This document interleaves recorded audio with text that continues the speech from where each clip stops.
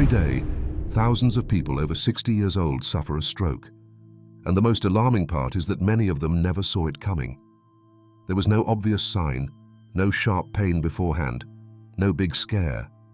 It just happened. And when we try to understand why, we discover it was not an accident. It was the accumulated result of certain daily habits that seemed harmless. You might be repeating them too without realizing it. Something as simple as what you do when you wake up, what you choose to eat, or even what you don't do before going to sleep. These are small gestures, but repeated every day. They have a huge impact on the brain and the health of your arteries. Today, I'm going to tell you exactly what those 3 habits are. I'm not the one saying it. Neurologists who have studied for years how the brain behaves after 60 say it. Habits that can double your risk of suffering a stroke. But I will also teach you what to do to reduce that risk, even if you are already in your senior years. This won't be a video to scare you. It will be a video to open your eyes. Because the sooner you know, the sooner you can do something to protect yourself and the people you love. And believe me, it is never too late to change. Before continuing, tell me in the comments, how old are you? And from which country or city are you watching this video? I would love to know.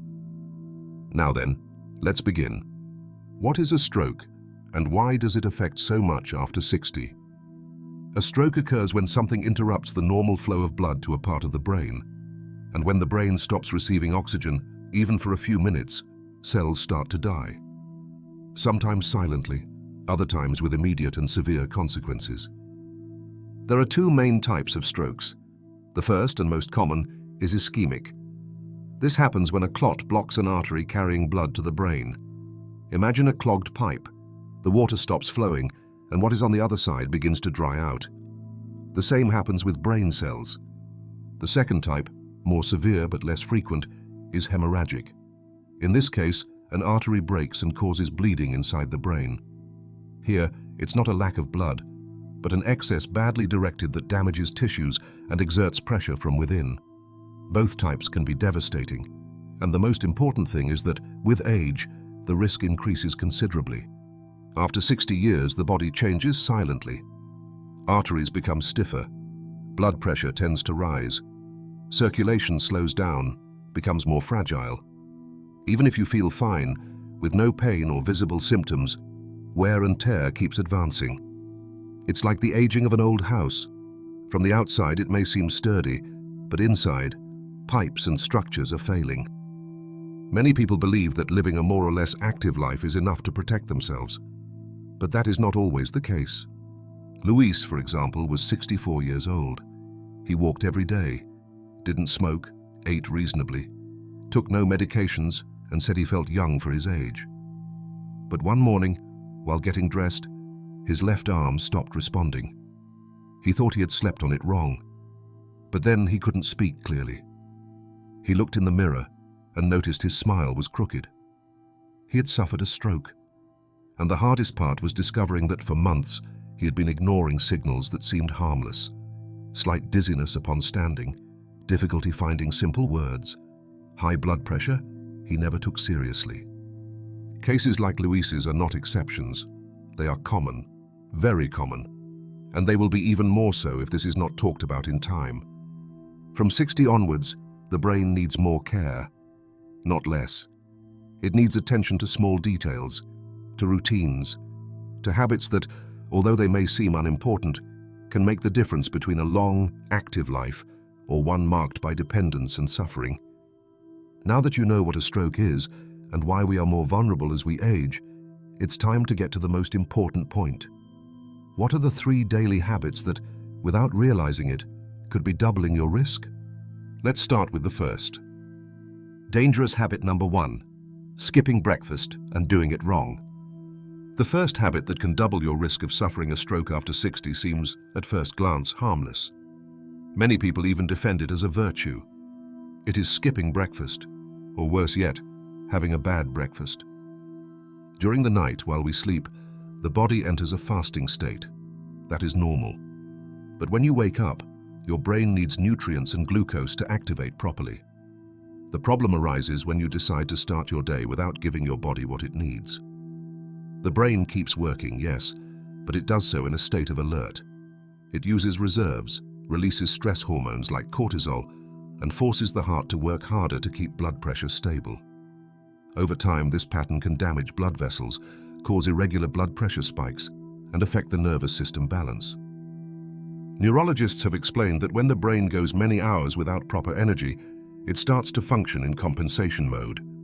That means certain processes become less efficient, blood flow is altered, and the risk of small clots forming increases, especially in older people. Now, if instead of skipping breakfast you decide to eat something but choose poorly, the damage can be even worse. Many older adults turn to quick breakfasts, sweet or high in saturated fats, pastries, white bread, coffee with sugar only, cold cuts. This causes a sharp increase in blood sugar, followed by a sudden drop.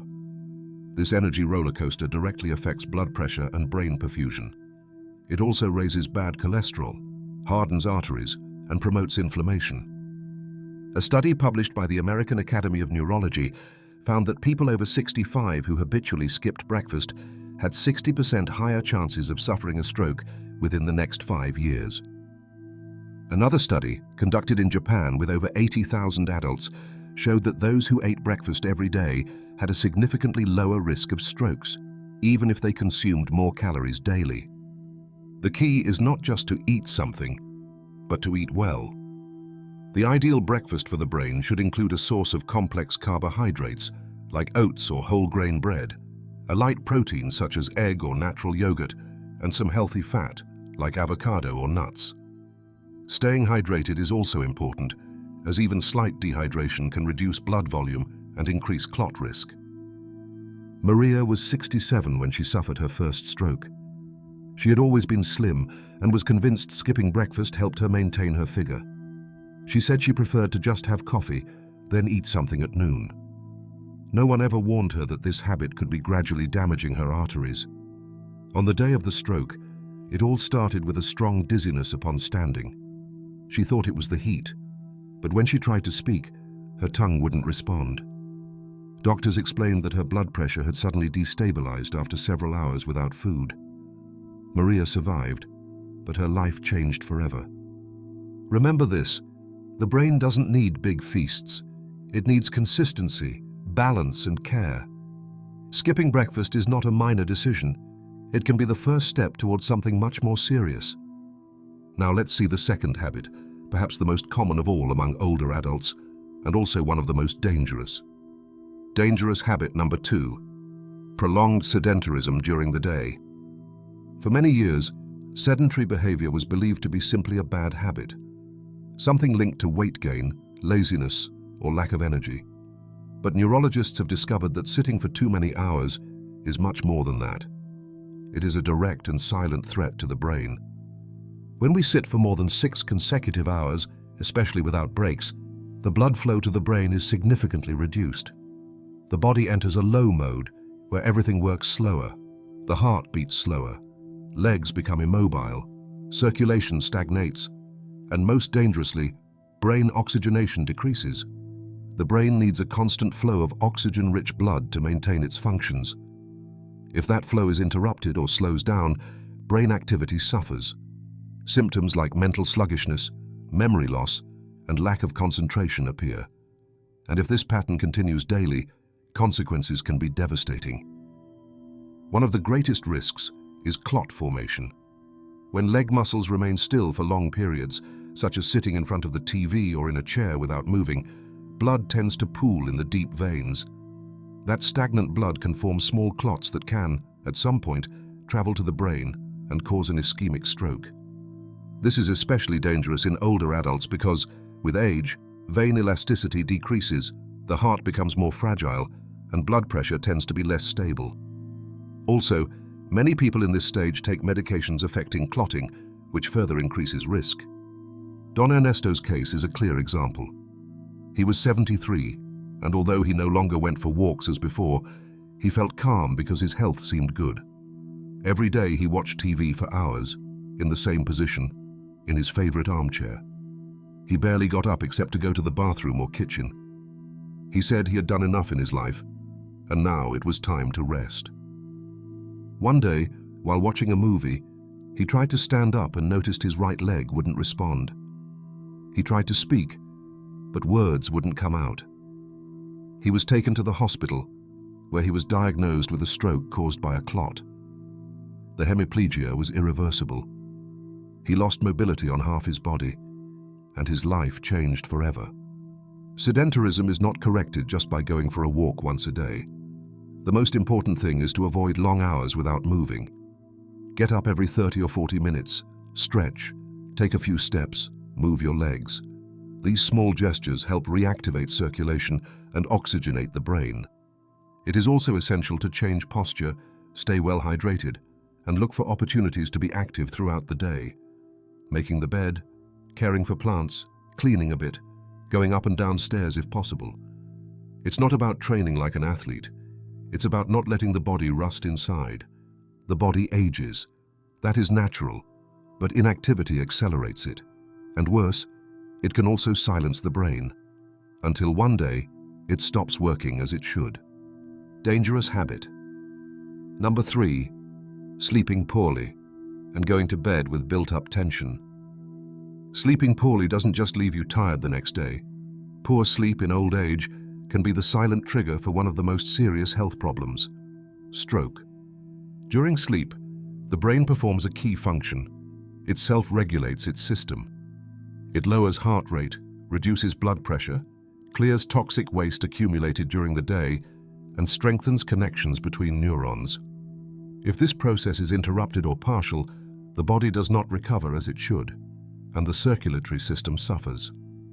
One of the most common problems among older adults is sleep apnea. This condition causes breathing to stop for brief periods during sleep, sometimes only for seconds. But those seconds, repeated throughout the night, reduce brain oxygenation. The heart has to work harder to compensate. Blood pressure rises, and stroke risk rises significantly, even if the person doesn't fully wake up. Insomnia is also a silent threat. Difficulty falling asleep or waking many times during the night disrupts deep sleep cycles. And when the body does not enter those deep rest phases, blood pressure doesn't drop, heart rate isn't regulated, and arteries don't relax. Poor sleep is not just a nuisance, it's a continuous assault on the circulatory system. Also, there is emotional tension with which many people go to bed.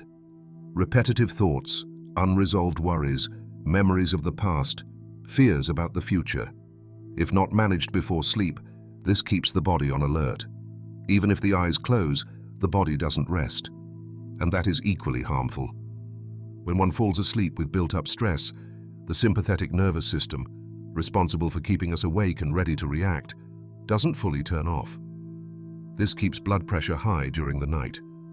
If combined with undiagnosed apnea or a noisy environment, the result is fragmented, poorly oxygenated, and highly risky sleep. Anna, for example, was 72 years old. She woke up 3 or 4 times every night. She thought it was a normal part of aging, that the body simply no longer needed so many hours of rest. But what she didn't know was that her body was asking for help. The lack of deep sleep was slowly damaging her brain vessels. One day, while sweeping the kitchen, she suddenly fell to the floor. It was a mild stroke, but it was enough to make her lose balance, security, and independence. The first thing doctors asked her was, "How do you sleep?" Her answer was the same as many. "I sleep badly." "But that's normal, right?" No, it's not. Sleeping badly daily is not normal, and even less harmless. That is why neurologists recommend creating a sleep environment that is sacred. No screens before bed, no arguments, no TV on. Slow breathing, dim light, and if possible, a small relaxing routine, signaling to the body that it's time to rest. Sleeping well not only improves mood and memory, it protects arteries, heart, and brain. It is one of the most powerful shields against stroke, but also one of the most neglected. Now that we have seen the 3 most dangerous habits many people do daily without knowing it, let's enter equally important territory: the silent signals your body may be sending, and that you often ignore. One of the scariest aspects of stroke is that it does not always begin with a sudden explosion or unbearable pain. In many cases, Signs appear softly, subtly, almost invisibly, and that's why so many people ignore them. The body usually warns, but it does so quietly. And if you don't know how to listen, you could lose the only chance you have to act in time. One of the most common signs is sudden numbness in a part of the body. It can be an arm, a leg, or just the fingers of one hand. Many people feel a kind of tingling and think they simply fell asleep from bad posture. Sometimes it disappears within minutes and is dismissed. But that brief loss of sensation can be a micro-signal that blood flow to the brain is starting to fail. Another frequent sign is blurred vision. Suddenly, something you saw clearly starts to look opaque, fuzzy. It can happen in one eye or both. It can also present as a momentary loss of visual field, as if something covered part of what you see. If this happens without a clear cause, it is time to pay attention. Difficulty speaking upon waking is also a silent alarm. Some people notice that when they get up, they cannot articulate words correctly. Sentences get stuck. The tongue feels heavy, or simply it's hard to find the right words. It is thought to be due to tiredness or waking confused, but it could be a neurological symptom. With any suspicion, there is a rule that can help you remember what to do. It's called the FAST method, used by doctors worldwide to identify a possible stroke. F for face. Ask the person to smile. If one side of their face doesn't move or the smile looks crooked, that's a clear sign.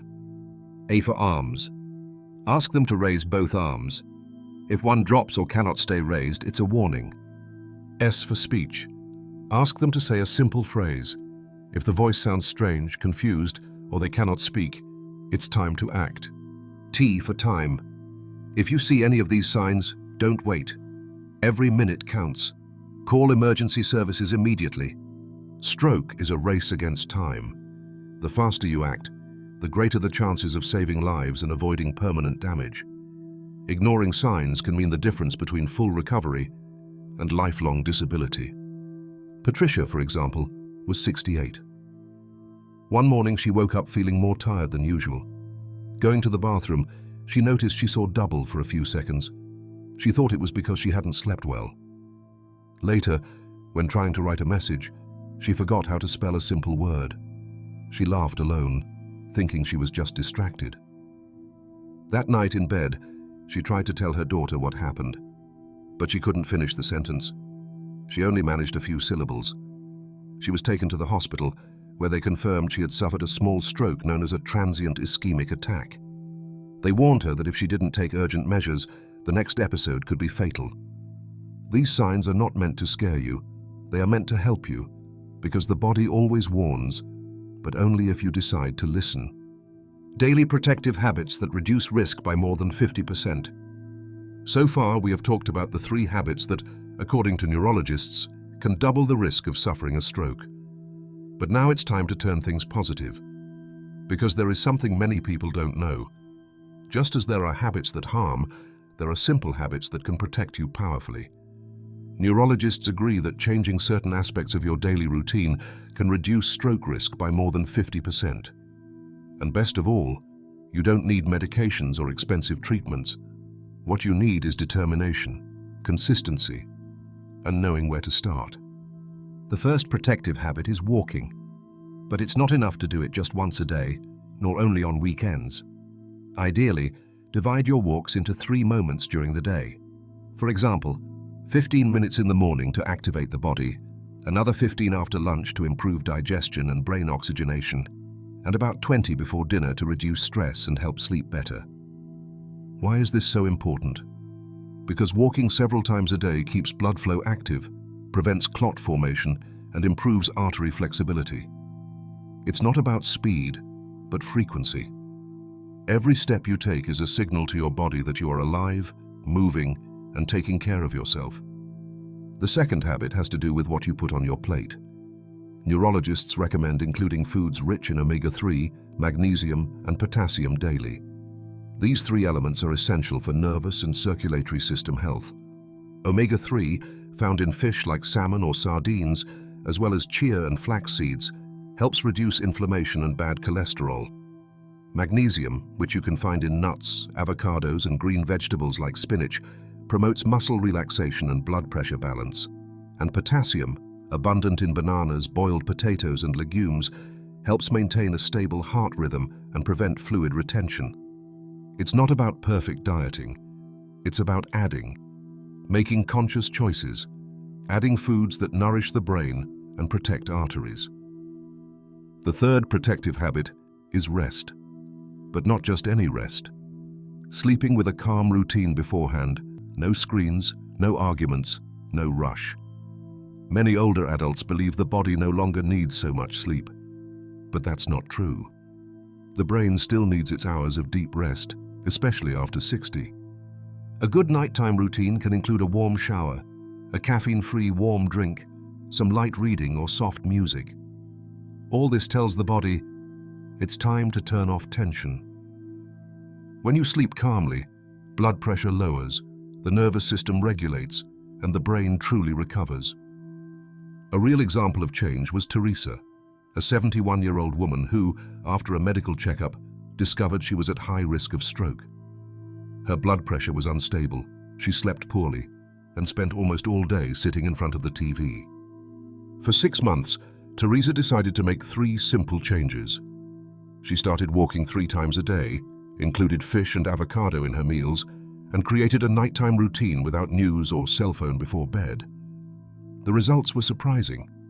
She lost some weight, felt clearer, and her doctor reduced her blood pressure medication. Most importantly, she regained control over her health. Change doesn't always require big sacrifices. Sometimes it's a matter of willpower and knowing which small decisions can make a big difference. The role of stress and poorly managed emotions. When talking about strokes, most people think only of cholesterol, blood pressure, or age. But there is a more silent, everyday enemy that can be just as dangerous, or even more so: sustained emotional stress. Many believe stress is exclusive to young people, workers, or those with hectic lives. But the truth is that in old age, people also suffer silently. Sometimes even more because it's not expressed, because it's carried inside. Chronic stress releases a hormone called cortisol, which keeps the body alert. When that alertness prolongs over time, without release moments, blood pressure rises, the nervous system inflames, and hormonal balance is disrupted. It's as if the body were prepared for a constant threat that never arrives. And the brain, under that state, starts to wear down. Neuronal connections become less efficient, blood flow decreases, and nervous system defenses weaken. This, over time, greatly increases stroke risk. In old age, many people live with intense emotions they don't share: guilt for past mistakes, pain for lost loved ones, fear of illness or dependence, frustration at not feeling useful, deep loneliness even when accompanied. And since no one asks and no one wants to hear sad topics, those emotions accumulate silently. The problem is not feeling. The problem is not allowing what you feel to find an outlet. Felipe was 75. He had been a strong, hard-working man, always in control. His wife died 2 years earlier after 40 years of marriage. Since then, Felipe stopped talking about her. Didn't mention her name, didn't share memories, didn't cry. He said he was at peace and had to move on, but inside, he carried immense pain. He started having small complaints: high blood pressure, insomnia, palpitations. He didn't relate them to anything emotional. He thought they were age-related.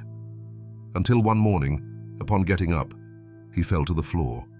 It was a stroke. Doctors said he had sustained hypertension for too long. His daughter, in tears, confessed she had never seen her father cry over her mother. Maybe, if he had, his body wouldn't have collapsed that way. Expressing what we feel is not weakness. It's a way to protect mental and physical health. And you don't have to tell your life story to everyone. There are intimate, personal ways to release what we carry inside. One is therapeutic writing. Writing every night how you feel, what worries you, what hurt you that day. Not to publish, not for anyone to read, just to get it out of your body. Prayer or meditation is also useful if you are a spiritual person. Talking to something bigger than yourself can give you comfort, perspective, and calm. Another very powerful tool is conscious breathing. Taking 5 minutes a day to inhale deeply, hold your breath, and exhale slowly. This helps slow the heart rate, reduce cortisol, and calm the mind. Stress is not just an emotion. It is a real physical reaction, a constant load that, if not managed, ends up making the body sick. And in old age, when the body is more vulnerable and the soul more sensitive, caring for emotions is also caring for the brain. Dangerous myths about strokes. You must stop believing. One of the greatest enemies to prevent stroke is not cholesterol, high blood pressure, or even aging. It is false security. Believing it won't happen to me, or if I feel fine, I'm healthy. Here I want to talk about 3 very common but extremely dangerous myths many older people still repeat, and that can lead them straight to a critical situation. The first is, only overweight people get it. This is one of the most common mistakes. It's true that overweight is a risk factor, but it's not the only one. Many thin, active people who apparently eat well have still suffered strokes. Because what really matters is not just weight, but what happens inside. Artery stiffness, genetics, accumulated stress, sleep quality, uncontrolled pressure, daily habits. There are people with no extra weight, but damaged arteries, poor circulation, and high internal inflammation. And you can't see that in the mirror. The second myth is, if I had one and recovered, it won't happen again. Nothing could be further from the truth. In fact, neurologists warn that the biggest predictor of stroke is having had one before, even if it was small, left no visible damage, or was a mild scare. The risk of recurrence is very high if habits don't change. The body gives second chances, but not infinite ones, and often the second event is worse than the first. It's as if the body said, "I warned you, and you didn't listen." That's why it's crucial not to lower your guard after recovery. That's where you have to act the most. Follow-up, diet, movement, and emotional management. The third myth is, I feel good, so I'm healthy.